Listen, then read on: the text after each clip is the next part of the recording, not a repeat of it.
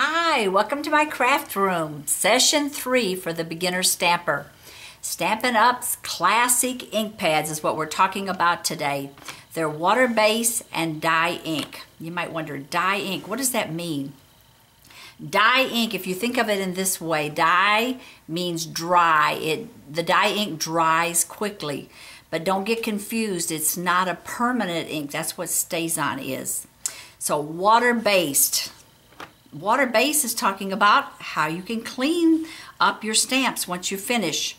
And I want to tell you a funny, this is how I started off, was with an old toothbrush, and I would dip it in a cup of water, then I would lean over this little wastebasket and I would scrub my stamp.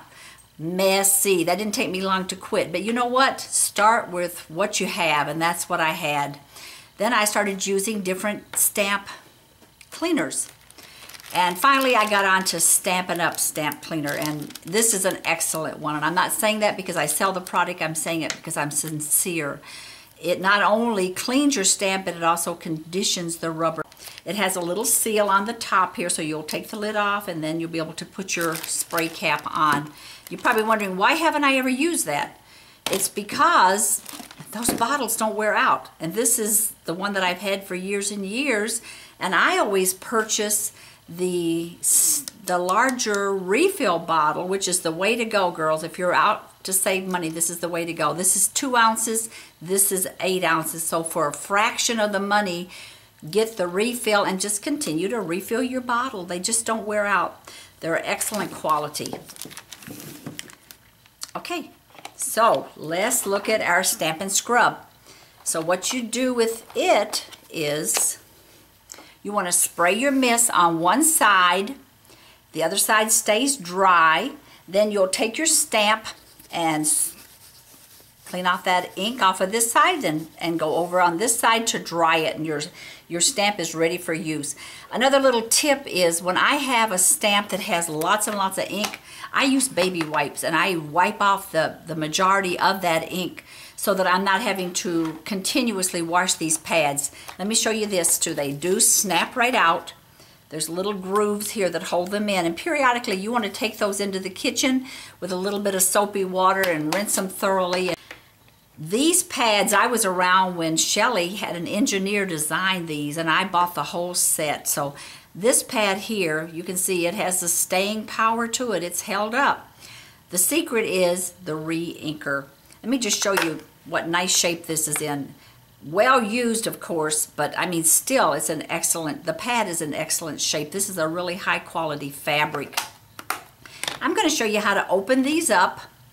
First of all, can you see these 3 little notches here, 3 little dots? Take your thumb and put just a little bit of pressure and that will snap right up. Bring this down and then it glides right into the casing, and did you hear it snap?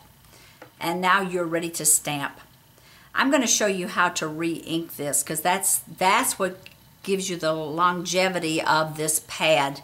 Anytime you're purchasing a pad, you want to make sure that you buy the re-inker. Now you don't have to buy it right when you buy the pad, but eventually you want to make sure you have it so that when you go to use this pad and you've used it a lot and it's beginning to dry out, you don't want to go, oh my gosh, I should have ordered those re-inkers. No, you want to have them on hand. I usually buy my pads and then I start buying the re-inkers right behind it. This is the re-inker for the crumb cake, and this is something I do a lot of distressing with, so this will not hurt at all for me to re-ink this.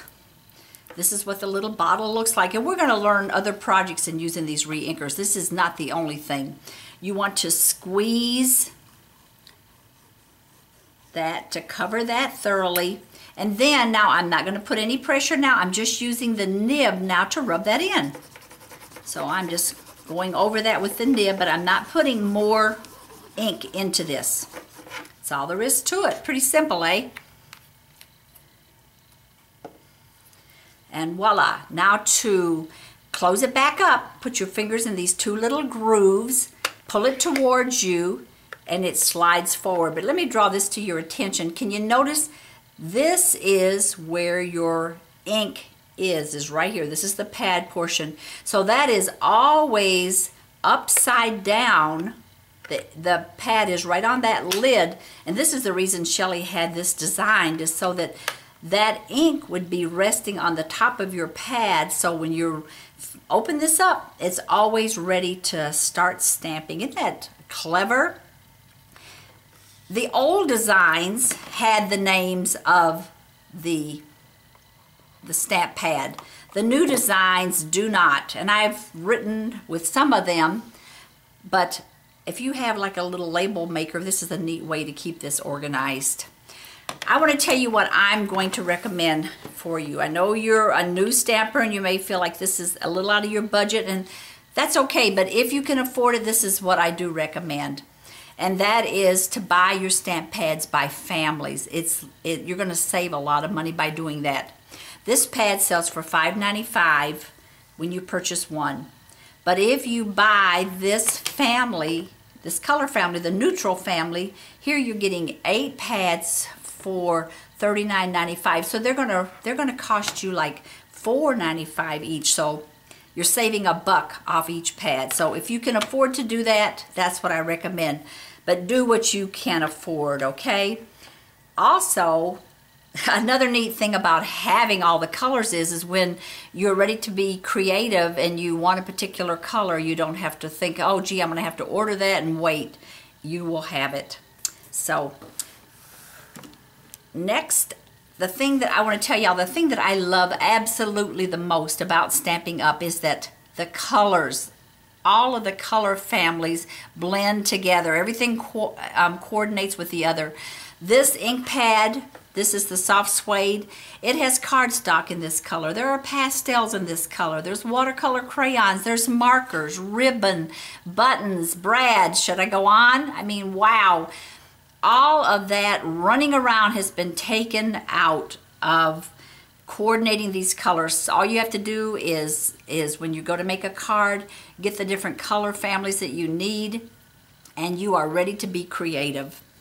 I hope this has been informative for you. I'm going to make a video to follow this one with making a card right along with the same theme that we're going with, using that Getting Started collection of cardstock, and so that I can separate those so that if you wanted to watch the card over and over, you'll have it. Look forward to seeing you next time.